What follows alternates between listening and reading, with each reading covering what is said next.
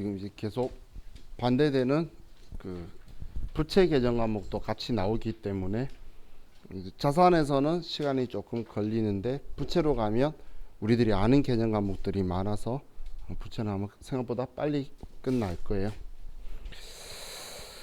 자, 먼저 100페이지에 단기 대여금하고 단기 차입금이라고 적혀 있죠. 대여금의 대자는 빌려주다 할 때의 대자예요. 그래서 우리가 뭔가 돈을 빌려주면 그 돈은 내 돈이죠.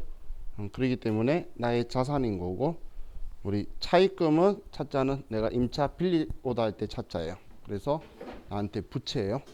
자, 우리 회사가 100만 원을 빌려줘요.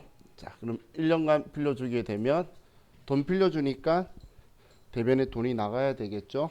그래서 자, 우리가 돈을 빌려주면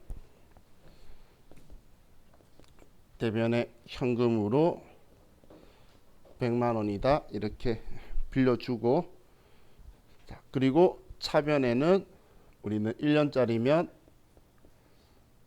단기 대여금이고 100만 원이다 이렇게 적고, 여기에도 누구한테 돈을 빌려줬으니까 돈을 받을 거다라고 써둘 거예요. 거래처를. 자, 그랬다가 대금 회수시. 지금 여기에도 쓰는 제가 대금이라는 표현이 빌려준 돈을 회수하는 걸 대금이라 그래요. 그럼 이 돈을 차변에 받게 되겠죠. 자, 그럼 여기에 조금 더 살을 붙이면 예를 들어 이자 10만 원하고 같이 받았다 볼게요. 그럼 110만 원을 받게 되겠죠. 110만 원을. 그럼 이제 110만 원 받았으니까 대변에 이유 써야 되는데, 첫 번째는 빌려줬던 돈 원금 받았으니까 회수했으니까 지워주기 위해서 대변에 단기 대여금 100만 원을 이렇게 지워주고, 그럼 차이 나는 이 10만 원은 우리가 이자를 받은 거죠. 이자 받으면 계정 과목은 이자 수익이에요. 이자는 내가 줬으면 이자 비용이고 이자 받았으면 이자 수익이다라고 쓰면 돼요. 원리는 단순하죠. 그럼 그냥 하는 김에 반대도 보면, 차입 시 우리가 돈을 빌려요. 그럼 돈 빌리면 나한테 돈이 들어오겠죠. 그럼 차변에 현금 100만 원을 빌려왔어요. 그리고 1년짜리라면 대변에 단기 차입금 100만 원이다 이렇게 쓰고, 어디에 돈 갚아야 된다고 거래처를 써둘 거예요. 그랬다가 상환을 하면 우리는 돈 갚는데, 돈 갚기 위해 돈을 주는데 이자까지 해서 110만 원을 줘요. 그럼 이 110만 원을 준 이유를 차변에 쓸 건데, 그 이유가 이 단기 차입금 빌려왔던 거 원금을 지급하는 거고,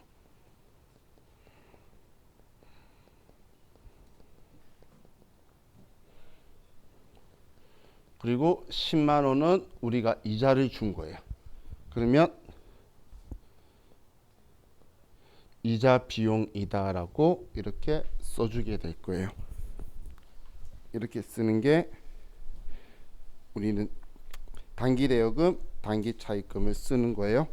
지금 아래쪽에 그 분계 회계 처리 그림에는 여기에 원천징수 하는 것도 조금 섞어서 써뒀는데, 원천징수는 조금 뒤에서 제가 설명을 드릴게요.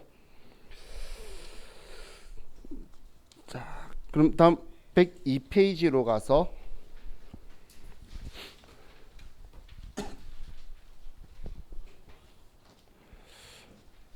자, 미지급금과 미수금에 대해서 적혀 있죠. 자, 미지급금, 미수금은 제가 일반적인 상거래 이야기를 하면서 기타 채권 채무에 대해서 이야기를 했죠. 그때 어음이든 그냥 외상이든 우리는 일반적인 상거래가 아니면 우리는 미수금, 미지급금이다라고 쓸 거라 그랬어요. 자, 그래서 우리 지금 책에 적혀 있는 것도 보면 미지급금은 상품 원재료 이외의 물품을 외상 매입 또는 어음 발행할 때, 또 미수금은 상품 제품 이외의 물품을 외상 매출 또는 어음 수취할 때라고 적혀 있죠. 이걸 일반적인 상거래가 아닌 경우에 우리가 사용하는 거다. 그렇게만 정확하게 인지를 하고 계시면 좋을 것 같아요. 자, 그럼 이제 104페이지로 가서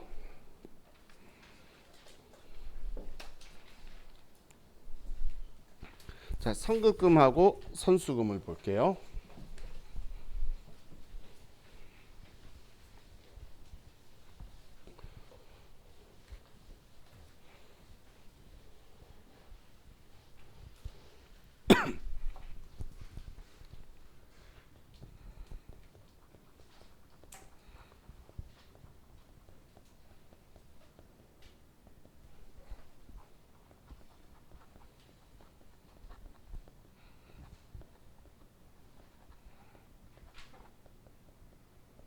자, 선급금, 선수금은 앞에 선자가 먼저 선자예요. 그럼 선급금은 줄급자로 미리 돈 준 거, 계약금이나 중도금, 원 거래가 있기 전에 미리 준 거고, 선수금은 먼저 선 받을 숫자예요. 계약금이나 중도금 등을 내가 실제로 뭔가 물건을 팔기로 했는데 그 인도하기 전에 미리 돈 받은 걸 선수금이다, 이렇게 쓸 거예요. 자, 예를 들면 자, 우리가 100만 원치 원재료 구입 계약하고 계약금 10만 원을 먼저 지급을 했어요. 자, 그럼 여기에서 100만 원 원재료 구입하기로 계약한 이 부분은 지금 현재 회계상의 거래가 아니죠. 계약은 아직 회계상의 거래가 아니고, 회계상의 거래는 계약금 10만 원 지급한 것만 우리 회계상의 거래예요. 그러면 자, 우리 계약금 지급할 때에 자, 대변에 계약금 10만 원을 주고 차변에 미리 준 돈이다라고 차변에 선급금이라고 써둘 거예요. 그리고 얘도 만약에 상대방이 나한테 그 물건을 못 줄 수도 있겠죠. 쟤는 아직 내 돈이잖아. 나는 아직 물건 받은 적이 없으니까. 그래서 이 선급금에도 거래처를 꼭 써야 돼요.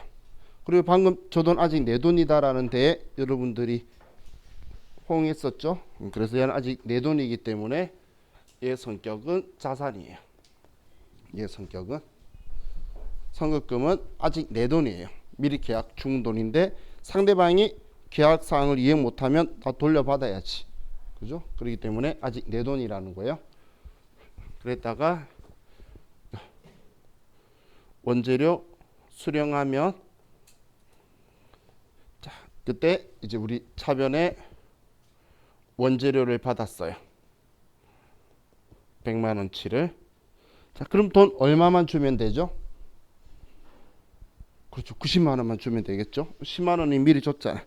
그래서 나는 이제 90만 원만 주면 되고, 그럼 차이 나는 이 10만 원은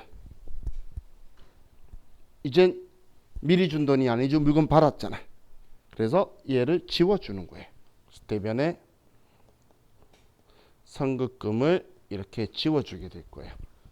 그럼 계약금 같은 거 줘서 쌓여 있다가 원거래가 발생하면 얘를 지워준다라고 보시면 되죠. 자, 그럼 반대로 우리가 100만 원 제품 매출 계약을 하고 계약금 10만 원을 우리 회사가 수령했어요. 계약금 100만 원 지급하기로 하고 우리 10만 원 수령했으면 물건 100만 원치 팔기로 계약한 거는 아직 회계상의 거래가 아니고 10만 원 받은 거에 대해서는 지금 내가 돈 받았으니까 회계상의 거래죠. 그러면 계약금 수령 시 돈 받았으니까 차변에 현금 10만 원을 쓰고, 자, 대변에는 얘는 미리 받은 돈이죠. 그래서 선수금이라는 계정 과목을 쓸 거예요. 그럼 나도 이 물건 팔기로 했는데 이 물건을 넘기기 전까지는 아직 내 돈 아니에요, 계약금이. 그래서 내 돈 아닌 걸 가지고 있으면 나한테는 부채고, 그래서 누구 돈을 가지고 있다라고 해서 거래처도 써두는 거예요. 그래서 선수금은 부채예요. 자, 그럼 이제 제품을 매출하면 우리 대변에 제품 매출 100만 원이 되고, 그럼 나는 이제 돈 얼마만 더 받으면 되죠? 90만 원만 더 받으면 되겠죠? 그래서 90만 원을 받고, 그럼 이제 이 10만 원은 처음에 내 거 아니다, 미리 받은 돈이라 적었는데 이제 내 거잖아, 물건 넘겼으니까. 그래서 지워줄 거예요. 그래서 선수금이다 이렇게 써둘 거라는 거예요. 자, 먼저 여러분들이 초반에 어느 정도 조금 이제 분개를 하시다 보면 어느 순간 갑자기 헷갈리는 게 선수금, 선급금 둘이가 헷갈려요. 처음에는 이상하게 잘 안 헷갈려 하시는데 시간이 지나면 첫 번째 단계가 선급금, 선수금이 헷갈려서, 자, 얘 한자로 줄급자예요. 그래서 계약금을 주면 줄급자인 선급금이라고 쓰고, 선수금의 숫자는 받을 숫자예요. 그래서 계약금을 받으면 대변에 선수금이라고 쓰세요. 그래서 줄급자, 받을 숫자 기억하시고, 근데 이게 헷갈리다가 자리를 잡으면 그 다음 무슨 단계가 오냐면 거래처를 안 써요. 여기에. 그럼 얘네들도 꼭 거래처를 써야 된다. 거래처 빠뜨리는, 자주 빠뜨리는 계정 과목 중에 한 개가 이 선급금, 선수금이에요. 그래서 얘네들도 거래처를 꼭 써야 된다라는 거 기억을 해주세요.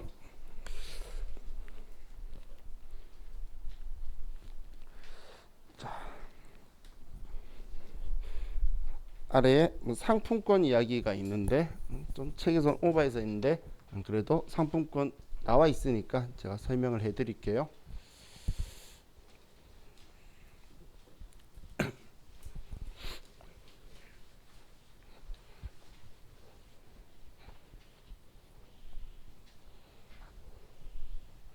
상품권은 두 가지가 있는데, 여러분들이 잘 아는 백화점 상품권이 있고, 그리고 가맹점에서 사용할 수 있는 상품권이 있고, 이 상품권은 두 가지가 있어요.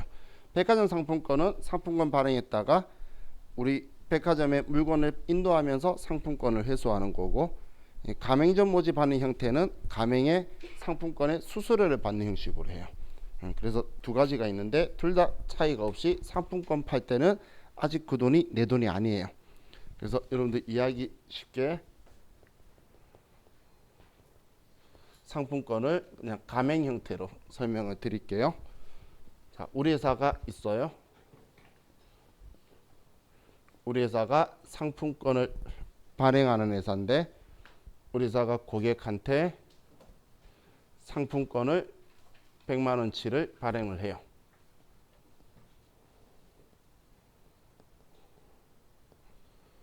자, 그럼 100만 원치 상품권을 발행하면 우리 100만 원을 받겠죠.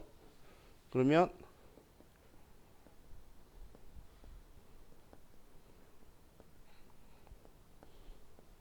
차변에 현금 100만 원을 받고, 자, 그럼 이 100만 원이 다 내 돈일까요?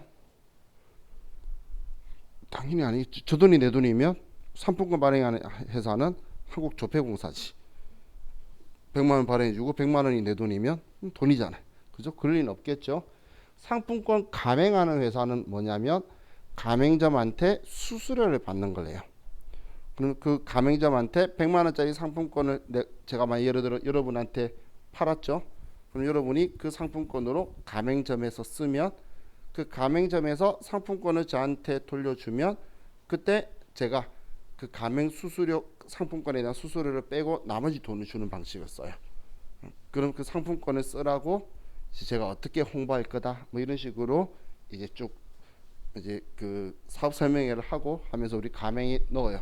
왜냐하면 이걸 내가 어떻게 뿌릴 거니까 이 상품 가진 사람은 가맹돼 있는 당신한테 오지 가맹 안 돼 있는 앞가게는 안 갈 거다. 이런 식으로 해서 이제 상품권을 홍보를 해요. 그럼 이 돈은 아직 내 돈이 아니라는 거예요. 그래서 이땐 선수금이라고 처리를 해둬요. 우리가 회계에서는 상품권 선수금이라는 계정 과목을 쓰는데 세법에서는 그냥 선수금이라고 써요. 그러니까 세법에서는 이 상품권이나 마일리지에 대해서 크게 관심이 없어요. 세금만 잘 내면 되니까. 그런데 회계에서는 마일리지에 대한 회계하고 상품권에 대한 회계는 특이성을 많이 가지고 있어요. 예를 들면 자, 여러분들 백화점 상품권 뭐 만 원짜리가 있어요. 그러면 여기 여성분들 거의 대다수 보면 지갑에 백화점 상품권 만 원짜리, 2만 원짜리 잘 넣고 다녀요. 왜냐면 신세계 백화점 상품권이면 이마트 가서 쓸 수도 있고 롯데 백화점 상품권이면 롯데마트 가서 쓸 수도 있고. 그런데 금강제약 상품권 만 원짜리 있으면 지갑에 안 넣고 다니시더라고. 그죠? 혹시 넣고 다니시는 분 있나요? 금강제약 거? 어디선가 집에 만 원짜리, 2만 원짜리는 어디 쌓아둔 적은 있어도 얘를 잘 안 들고 다니죠. 근데 이건 금융감독위원회도 전부 다 알아요. 회수율이 그 백화점 상품권은 회수율이 90몇 %예요. 그런데 우리 그 금강제약 같은 그런 것의 상품권은 회수율이 60몇 %예요. 그럼 회수율이 다르죠. 그래서 할인율이 틀린 거예요. 백화점 상품권 할인하면 얼마 안 싸잖아요. 금강제약 상품권은 20%씩 싸게 하죠. 그게 그 할인율이 거기에서 나오는 거예요. 그래서 회계에서는 그 상품권에 대한 게 중요한데 세법은 관심 없어요. 그래서 우리는 지금 세무사의 시험이고 세법 개정 과목 주쓰기 때문에 상품권 선수금이라는 개정 과목이 컴퓨터상에 존재를 안 하게 나올 거예요. 그래서 그냥 선수금이라 쓸 거예요. 그럼 이 선수금은 바로 이 앞에는 제가 거래처를 써야 된다라고 했었죠. 특정인에게 일어나면 거래처를 쓸 건데 상품권 사가는 사람한테 당신 누구세요? 라고 이야기하면서 그 상품권 번호 누가 가져갔다 쓰나요? 말이 안 되겠죠. 그래서 우리 거래 상대방이 절대 다수이거나 아니면 우리 국가인 경우에는 거래처를 쓰지가 않아요. 그래서 여기는 거래처를 쓰지 않을 거예요. 자, 그랬다가 이제 우리 고객이 가맹점에 이제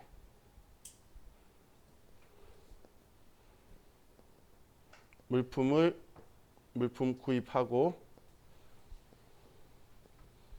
상품권을 지급을 해요. 그럼 가맹점이래. 가맹점에서 그럼 가맹점이 우리 회사로 상품권을 주겠죠. 그럼 우리 회사 입장에서는 이 시점이 상품권을 회수하는 시점이에요. 이 시점이 우리가 이제 수익을 인식하는 시점인데 이때 분개를 하면 자, 우리가 이제 선수금 적혀 있던 얘를 선수금을 100만 원 지울 거예요.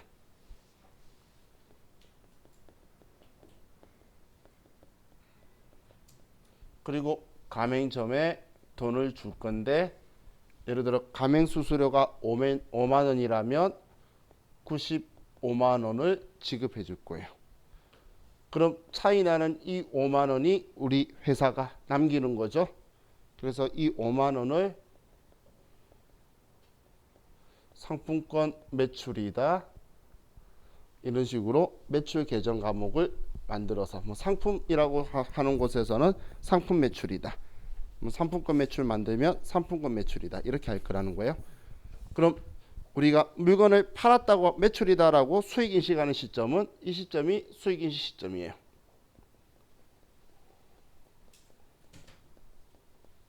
이 시점이 수익 인식 시점이기 때문에 그전에는 미리 받은 돈이죠. 아직 내 돈 아니라서 이때는 부채로 처리해 두고 있다는 거예요. 그래서 그냥 선수금이란 계정 과목을 쓰니까 저자가 아래쪽에 뒀는데 얘는 우리가 발행했을 때는 선수금이라고 써요. 근데 회계 1급에는 안 나왔는데 전에 세무 2급에 이런 문제가 나왔었어요. 내가 상품권 과거에 발행했는데 근데 제품 100만 원을 매출하고 우리 당사 발행 상품권으로 회수했다. 이렇게 이제 선산세무 2급에서 나온 적이 있어요. 그럼 100만 원치 제품 매출했으니까 대변에 제품 매출이다 100만 원 이렇게 쓰고 차변에는 돈 받았을 땐 이때고 선수금 적었는데 이제 물건 인도했잖아. 그죠? 그러면 이제 선수금을 지워야 되겠죠. 그래서 차변에 선수금이다 100만 원 이렇게 처리할 거예요. 이렇게 처리하는 게 어디서 처리하는 거냐면 백화점에서 처리하는 거예요. 백화점은 자기들이 발행할 때는 선수금 처리해 놓고 상품권 회수하면서 물건 인도할 때 상품 매출로 하고 선수금이라고 쓸 거예요. 그렇게 처리하는 거예요. 그럼 이거 가지고 여러분들은 이렇게 생각하시면 돼요. 상품권은 발행할 때 선수금 쓰기 때문에 돌아와도 이때도 돌아올 때고 이때도 돌아올 때죠. 돌아오면 선수금 쓰잖아요. 그럼 그냥 단순하게 상품권의 계정 과목이 선수금이네라고 생각하셔도 돼요. 상품권 발행해주면 선수금이라 적어놨다가 돌아오면 선수금 지우는 거니까 그렇게 생각하셔도 분개할 때는 별 문제가 없겠죠. 그죠?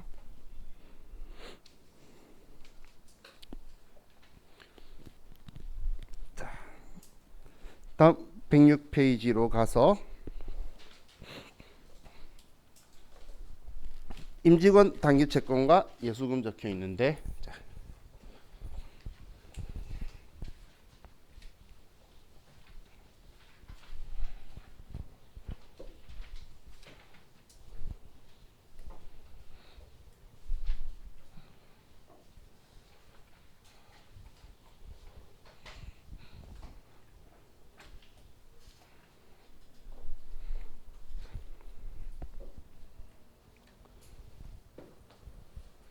먼저 임직원 등 단기 채권 자, 같은 계정 과목으로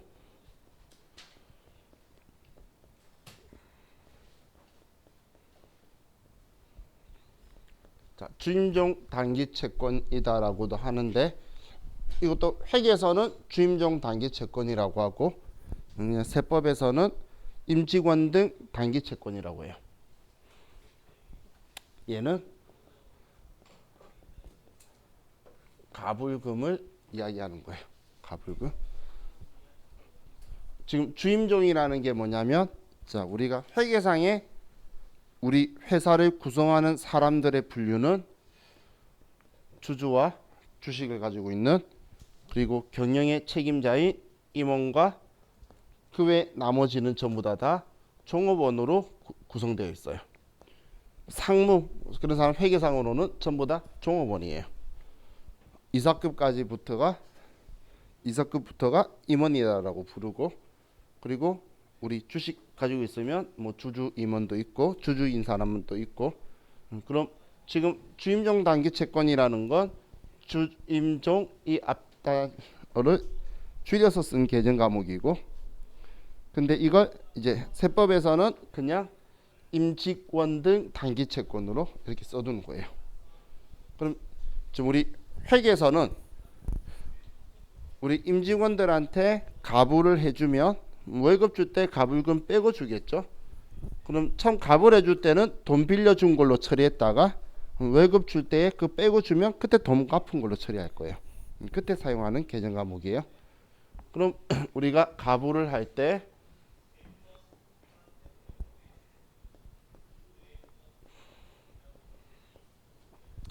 예를 들어 뭐 이 직원한테 50만 원을 가불해 줬어요. 그럼 대변에 우리 회사 입장에선 직원한테 돈을 줘야 되겠죠. 가불해 주면. 그럼 50만 원을 주고, 그리고 차변에 이때 임직원 등 단기 채권 50만 원이다 이렇게 써둘 거예요. 그럼 우리 회사의 직원이 한 명만 있는 건 아니잖아. 그럼 어느 직원한테 갑을 해줬다고 써둬야 되겠죠. 그래서 여기에도 거래처를 써둘 거예요. A라는 직원한테 우리 회사가 50만 원 갑을 해줬다 라고 써뒀다가, 그랬다가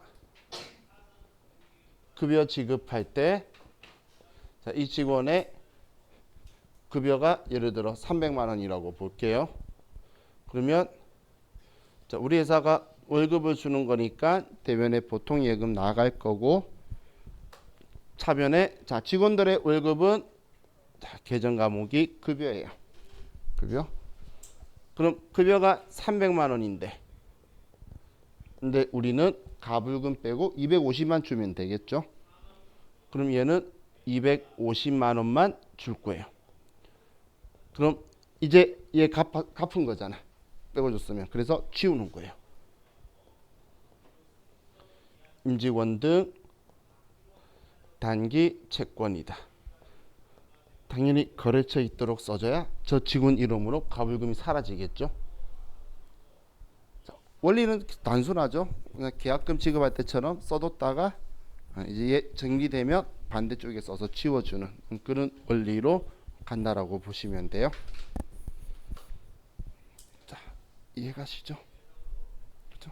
자, 그럼 이번에는 가불금 말고, 자, 여러분들 월급 받으시는데 월급이 그대로 여러분 통장에 다 들어오나요? 안 들어오죠?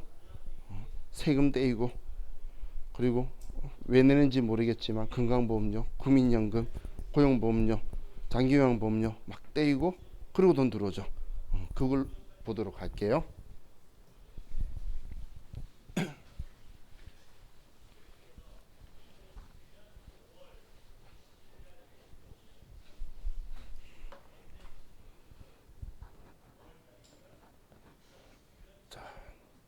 바로 예를 들어서 자, A라는 직원이 있어요. 이 직원의 급여는 300만 원이에요. 300만 원. 그럼 이 직원한테 소득세,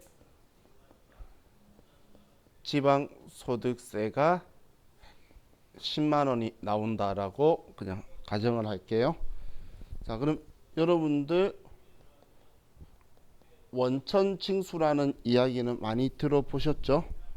자, 이 원천징수라는 건 좋은 표현으로 하면 소득의 원천에 대해서 우리가 세금을 징수한다라고 말하면 아주 세금을 좋게 이야기하는 사람이고, 저처럼 나쁘게 이야기하면 여러분이 월급을 받았어요.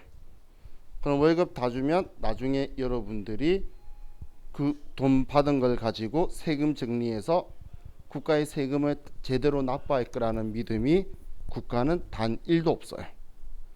그래서 그 돈을 지급하는 자에게 이 사람이 어떤 명목으로 돈을 받아가는지를, 그 소득의 원천을 따져서 여러분들이 안 낼 수 있으니까 지급하는 사람이 대신 떼서 세금을 빼고 주고 네가 대신 납부하라는 게 원천징수예요. 심지어는 지급하는 사람이 그 돈에 대한 세금을 원천징수를 안 하면 원천징수 이행사항 불성실 가산세라고 해서 3%의 미납일수만큼 이자도 만분의 2.5를 가산해서 받아요. 그러면 무조건 세금 떼야 되겠죠. 그래서 이제 원천징수를 하는 거예요. 여러분들이 안 낼까봐. 근데 자, 그럼 이 세금만 떼면 좋은데 회사는 이걸 안 떼는 거, 이것만 떼는 게 아니고, 자, 이 직원의 예를 들어 건강보험료가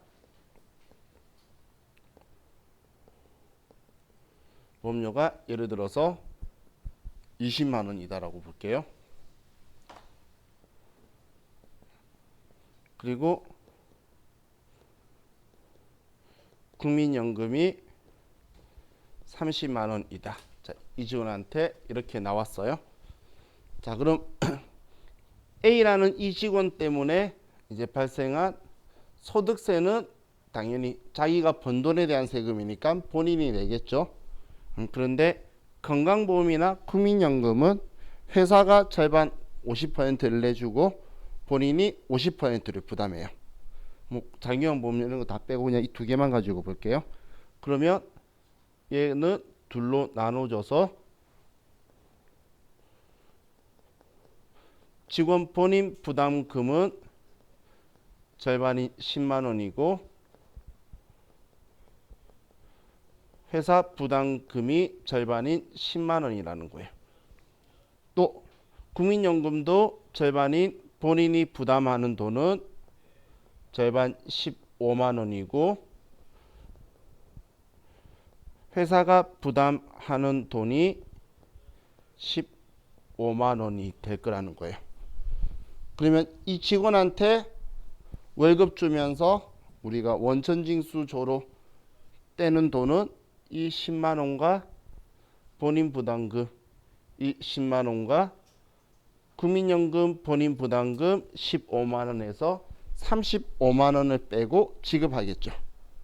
그죠? 자, 그럼 이거 가지고 자, 직원한테 급여 지급을 해요.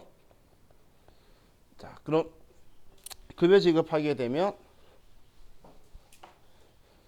대변에 보통 예금에서 돈이 나갈 거고 예를 보통 예금으로 이체해 주면 그럼 차변에 그 이유가 직원의 급여라는 거예요.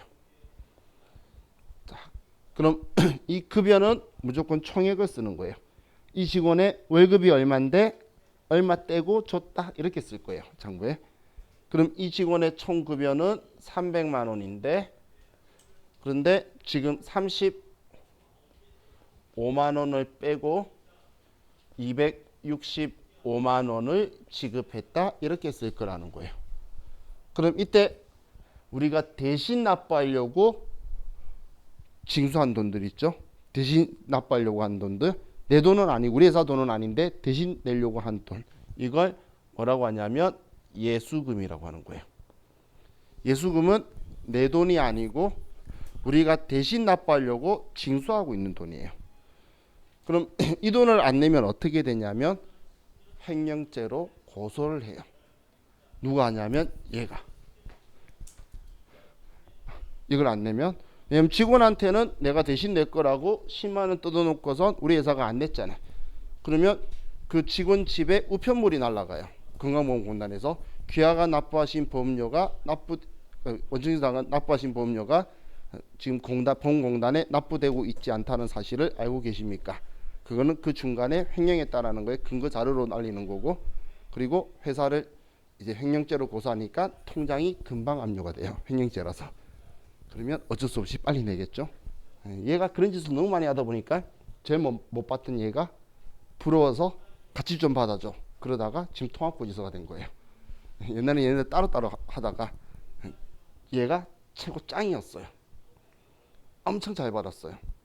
그 웬만한 사장님들도 다른 건 안 내도 쟤는 냈거든. 통장이 압류당하면 돈이 들어와도 못 찾아요. 그냥 이것저것 못하니까 깎아봐야겠죠. 자, 그럼 왜 그렇게 일이 발생하냐면 지금 이 돈이 내 돈이 아니기 때문에 그런 거예요. 한마디로 예수금은 내 돈 아니 부채인데 지금은 제가 A 직원 한 명 이야기하지만 우리 회사의 직원이 얼마나 많겠어. 그래서 우리 직원 이름을 일일이 써두는 건 의미가 없겠죠. 그죠?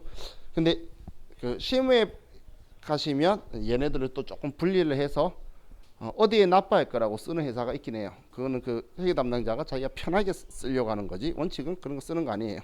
왜냐하면 납부하기 전까지 세무서 거라고 해석할 수가 없는데 어디 세무서에 낼 거다 구청에 낼 거다 해서 지방소득세하고 막 분리해서 쓰는 사람들이 있는데 그거는 그 사람이 편하려고 그냥 쓰는 거고 어차피 계산할 때 다 지워버리면 끝나니까 어차피 다음 달 10일 내면은 납부하고 사라질 거잖아요. 그러다 보니까 그렇게 쓰는 데가 있긴 해요. 근데 지금 우리는 시험 목적으로는 그래서 쓰는 거 아니에요. 그래서 자 그럼 이제 이 예수금은 이제 이걸 지금 여러분 회사에서 나이 드신 사장님 있으시면 사장님이 누가 와서 일하고 갔을 때 그 돈 주죠. 그러면 사장님이 이런 표현해요. 예수했냐고. 그 예수가 돈 원청 인수하는 걸 예수한다라고 표현을 해요. 그럼 그게 예수금이다라고 보시면 돼요. 그럼 이제 우리 이제 얘네들 납부를 해야 되겠죠. 그럼 다음 달 10일 날 원칙인수 이행사항 신고하면서 얘를 납부할 거예요. 그러면 자 먼저 우리 소득세, 지방소득세 납부를 하면 자 10만 원 원칙인수한 거 10만 원 납부하겠죠. 그럼 납부하는데 자 이게 우리가 원칙인수 했을 때 뭐라고 적었죠? 예수금이라 적어뒀죠. 근데 얘 이제 납부했으니까 얘 지워야 될 거잖아. 이제 납부했으니까 내 빚 아니잖아. 그래서 얘 예수금을 지울 거예요. 이렇게 지울 거예요. 다음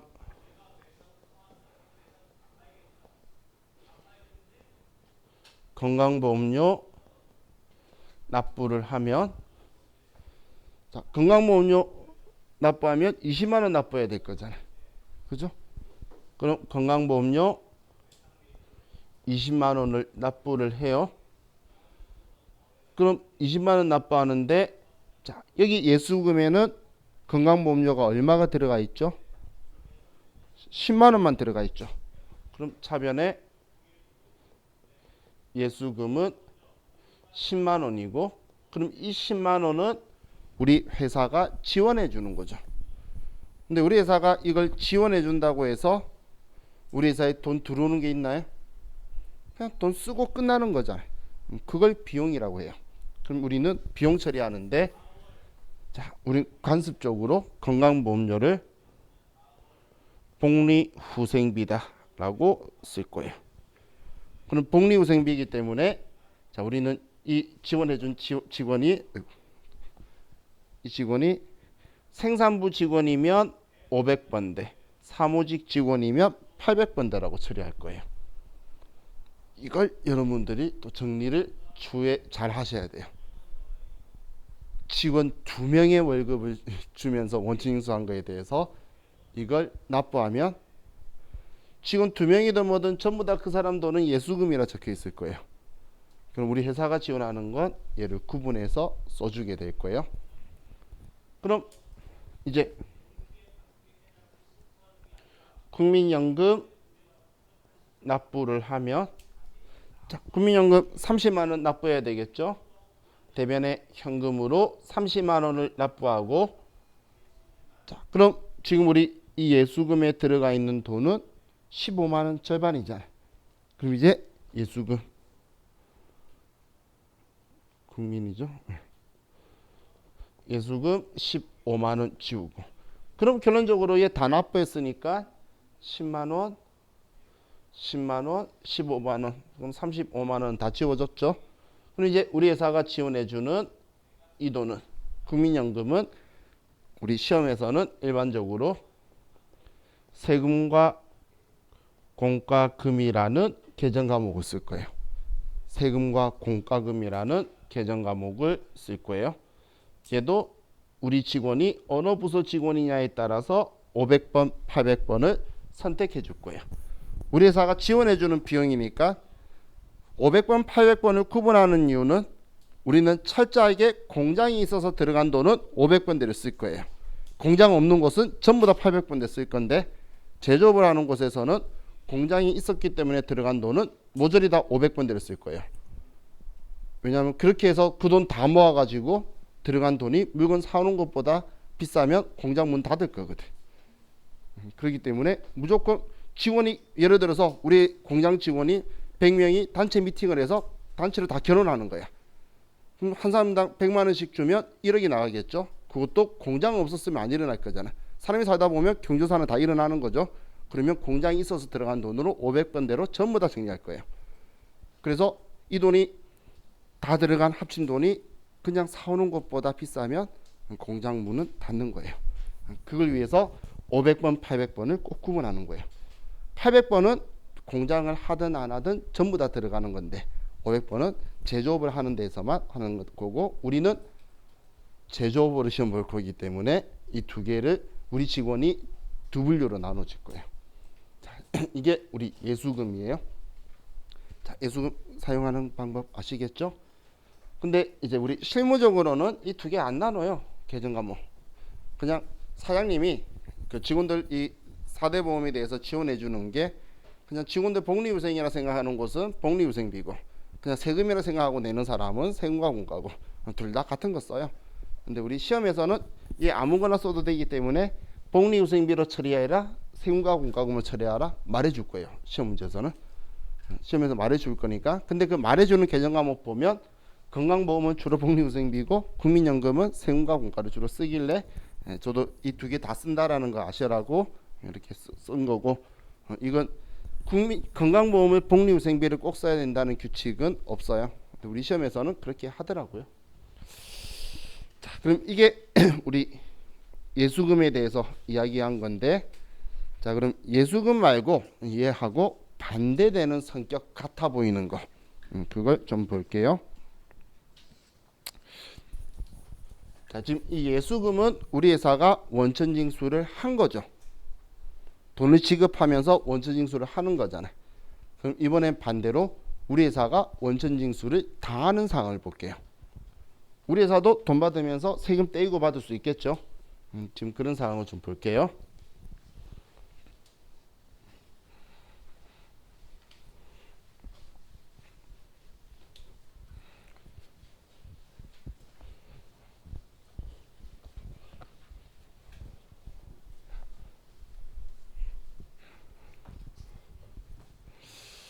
자, 지금 설명하려는 계정 과목이 선납세금이에요. 선납세금. 자, 이 선납세금은 얘는 그냥 쉽게 말하면 법인세 미리 납부한 거예요. 법인세를 미리 납부한 거예요. 지금 우리 교재에서는 따로 챕터를 안 만들어 놓고 조금 앞쪽에서 사이사이에 이상하게 선납세금 적어놔서 제가 뒤쪽에서 한 번에 설명드릴게요 했던 게 지금 이 부분이에요. 자, 올해 2020년도에 법인세는 언제 납부할까요? 일반적인 회사들은 법인세라는 건 얘는 법인 소득세예요. 법인이 벌어들인 돈에 대해서 세금을 내는 건데, 그럼 법인이 2020년도에 얼마 벌었는지를 알아야 세금 낼 거잖아. 그럼 일단 2020년도 올해는 아니겠죠? 내년 3월 달에 내는 거예요. 사실 여러분들 월급 받은 거에 대한 세금도 내년 5월 달에 내야 정상이에요. 근데 세금 빨리 거두려고 간이 세액표라는 걸 내서 그게 맞춰서 일단 걷고, 그리고 나서 월급만 받는 사람들은 일단 사람들이 너무 많으니까 월급만 받는 사람들은 2월 달에 그것만 가지고 정리해서 세금 정확하게 내야 될 것만 내고 많이 뜯었으면 돌려줄게. 그게 연말정산인 거예요. 근데 그 월급 말고 또 다른 세금 그 소득이 또 있으면 같이 합산해서 5월 달에 이제 2020년도에 번 거는 내년 5월 달에 우리 자연인들은 내는 거고, 지금 법인은 이 3월 달에 내게 될 거예요. 그럼 3월 달에 번 거에 대해서 내야 되는데, 이 법인이 미리 세금 내는 경우가 우리 중간 연합세액이라는 게 있어요. 중간 연합세액은 지금 여러분한테도 세금을 지금 아직 1년 동안 돈 얼마 벌지도 모르는데 간이세액표라는 걸 만들어서 미리 세금 뜯어가죠. 그 나중에 정리하죠. 그럼 법인도 6개월 정도 사업하면 너 6개월 사업 잘했네. 전년도 1년치 세금의 절반을 미리 내라고 할 거예요. 8월 말까지. 그게 중간연합세액이에요. 왜냐면 지금 그 부가가치세, 소득세, 법인세는 대한민국 세수합부의 75%를 가지고 있어요. 그리고 보통세이기 때문에 예산 편성해서 쓰는 거니까 국가가 세금이 필요하겠죠. 그렇기 때문에 좀 빨리 걷기 위해서 노력을 해요. 또 원천납부세. 원천납부세액이 우리가 뭔가 돈을 받으면서 세금 떼이는 거예요. 세금 떼일 수도 있겠죠. 자, 그리고 수시부가세. 여러분 회사에서 혹시 법인세 수시부가세 받는 거 보신 적 있나요? 없어야 돼요. 있으면 아주 여러분도 안테나를 바짝 세우면서 우리 회사의 재정 상황을 봐야 돼요. 수지부가세액은 탈세하다가 걸린 법인들한테 이 회사가 또 나중에 나를까봐 수시로 부과시켜요. 주로 그거니까 수지부가세액을 여러분 회사가 받고 있으면 도대체 위에서 뭔 짓 한 거야 생각하시면서 좀 투명하게 한번 바라봐야 돼요. 일반적으로는 수지부가세액 많이 없어요. 근데 건전하게 일어나는 건 국가가 너무 힘들 때 경실련 같은 곳에다 요청해가지고 큰 우리 매출액 막 2천억 넘어가는 회사들 있죠. 현대, 삼성 이런데 그런 데서는 세금 좀 받아요. 왜냐면 삼성전자한테 받는 세금은 삼성전자가 본점을 미국으로 옮기는 순간 우리 세금 3배 나와요. 걔는 몇천 원씩 내거든. 법인 소득세를. 그렇기 때문에 아이폰 쓰시는 분들은 반성해야 돼요. 아니에요.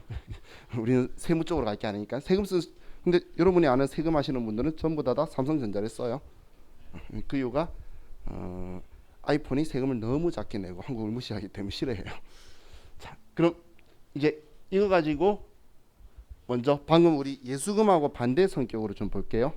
먼저 그게 원천 납부세, 원천이수 당하는 거. 그럼 우리 회사가 이자를 수령을 해요.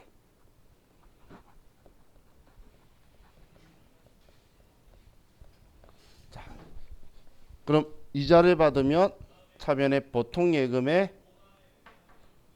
돈이 들어올 건데, 그럼 돈 들어오는 이유가 이자 받는 거예요. 그럼 대변에 이자 수익이다라고 처리를 했어요. 근데 이자가 100만 원인데 나한테 주는 거는 15만 4천 원을 떼고 나한테 84만 6천 원만 주는 거예요. 그럼 지금 이 15만 4천 원이 지금 우리 회사가 원천징수를 당한 거예요. 그런데 나중에 법인세 계산할 때는 100만 원 벌었다는 걸 가지고 손익계산서로 가서 당기순이익이 되도록 계산할 거라는 거예요. 그럼 지금 100만 원 번 걸로 세금 계산하는데 이미 세금은 떼었죠. 그래서 얘 모아뒀다가 나중에 얘 빼고 줘야 되잖아. 그래서 정리해두는 세금이 미리 납부한 세금이다. 선납세금이라고 처리해두는 거예요. 자, 선납세금의 느낌 가시죠? 그럼 얘 내년에 내야 되는데 지금 미리 냈죠. 그래서 얘 성격은 자산이에요. 앞에 예수금은 내 돈 아닌데 가지고 있었잖아. 그래서 부채였던 거고 얘는 내 돈이라는 거예요. 또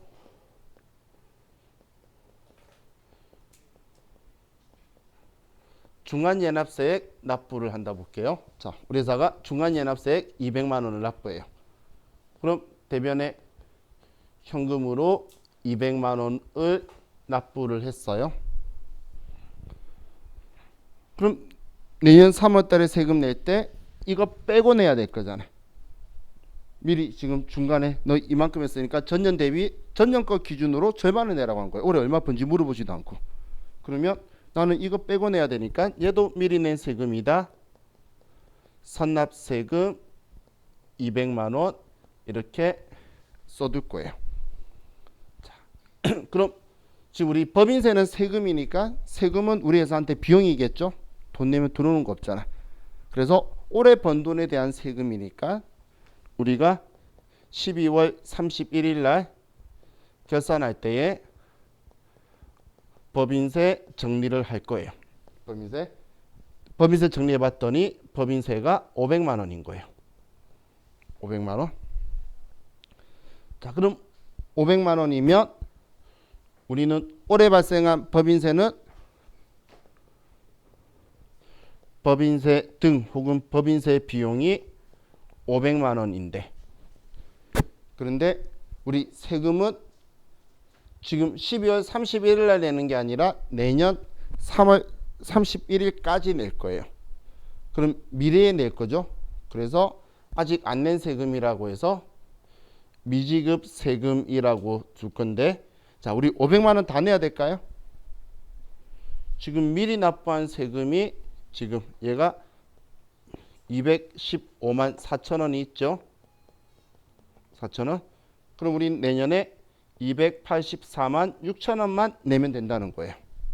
그럼 이걸 우리는 어떻게 계산하냐면 우리 장부에 이렇게 자산으로 안 지워지도록 정리해뒀다가 마지막에 얘를 한 번에 모아서 선납세금을 지우는 거예요. 한마디로 법인세 500만 원인데 올해 기중에 원천징수 당한 선납세금 미리 납부한 거 빼고 나머지를 내년에 낼 거다라고 정리해 두는 거예요. 내년 3월 달에. 그럼 이랬다가 마지막으로 2021년 한국 사람은 이상하게 3월 31일까지 하라 그러면 3월 31일 낼래요. 그죠? 우리 부가가치세 신고 25일까지 하라 그러니까 죽어라 25일 날 하잖아요. 그러다 실수하면은 맨날 가산세 나오고 미리 하면 바꾸면 돼. 미리 하면 수정할 수 있는데. 그럼 우리는 이때 납부할 때 미지급 세금 있는 거 차변에 미지급 세금 284만 6천 원을 이렇게 세금으로 납부하면 얘가 정리가 끝나는 방식인 거예요. 그래서 선납세금은 우리가 결산할 때에 나중에 오랫동안 미리 납부한 법인세다라고 정리해뒀다가 내년에 이거 빼고 납부할 거라고 정리해두기 위해서 써두는 거예요. 우리가 원천징수를 당하든 중간연합세액을 납부하든 전부 다 이때 써두는 거예요. 그럼 지금 이 앞에 예수금하고 반대 성격으로 이야기할 수 있는 건 이 부분이죠. 앞에 우리 회사가 이자를 지급하면서 원천징수하면 그것도 예수금이거든. 왜냐하면 소득의 원천 이 사람이 이자 받아갔네. 그러면 일반 한쪽이 금융기관이면 14%의 지방소득세 별도, 우리 서로가 개인이면 25% 이렇게 소득의 원천에 따져서 세금을 떼라고 국가가 정하고 있는 거예요. 그럼 그 돈을 내가 대신 납부하려고 뜯으면 예수금, 내가 원천징수를 당하면 세금 미리 낸 거 선납세금. 자, 이제 이 두 개를 기억을 잘해야 되는데, 자, 이거 기억할게요. 자, 선납세금의 성격 뭐라 적혀 있죠? 자산이라 적혀 있죠? 자산. 자, 시험 문제에 지금 원천징수 이야기가 나오는데 자산 처리하라고 나오면 죄예요. 자산 처리하라는 말이 안 나오면 그냥 예수금이라 생각하세요. 왜냐하면 얘는 시험에서는 얘 안 쓰거든. 저도 얘 안 써요. 법인세 비용 써요, 바로. 그러니까 문제 내는 사람이 이 계정 과목을 원하기 때문에 자산 처리하라고 적혀 있어요. 그럼 얘예요. 근데 자산 처리하라는 말 안 적고 얘 계정 과목을 써라고 할 일이 없다는 거예요. 원천징수 이야기가 나오는데. 그러면 그냥 예수금이다라고 생각하셔도 시험용으로는 좀 저렴해 보이지만 맞출 수 있는 방법이고, 하지만 알고 하면 좋고, 모르겠으면 나중에 제가 여러분들이 같이 문제 풀고 하다가 또 헷갈리시면 또 이런 말 할 거예요. 자산 이야기할 때만 선납세금, 자산 이야기 안 하는데 원천징수 이야기 했으면 예수금이다라고 생각하셔도 문제에서는 거의 틀림없을 거예요. 자, 이제 우리 쉬었다가 또 이제 다음 페이지 보도록 할게요. 쉬었다 합시다.